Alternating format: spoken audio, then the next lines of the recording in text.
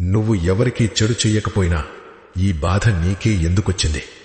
నువ్వు ఎవ్వర్నీ ఏడిపించలేదు, ఎవ్వరి జీవితంలోనూ విషం చిమ్మలేదు.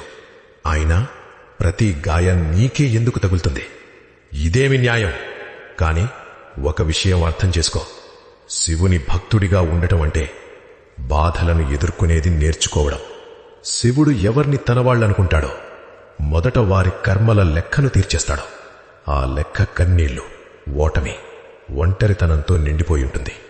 నువ్వు కుంగిపోయింది నువ్వు చెడ్డవాడివి కాబట్టి కాదు, నువ్వు మంచివాడివి కాబట్టి.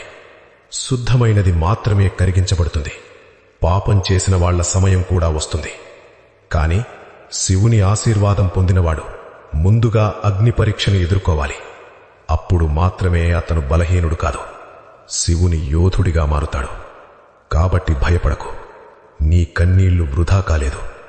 నీ లోపల ఉన్న నిజాయితే నీకున్న గొప్ప శక్తి. ఎవడైతే నీ నుంచి అన్నీ దూరం చేశాడో వాడే నిన్ను శివునికి మరింత దగ్గర చేశాడు. Download ShareChat.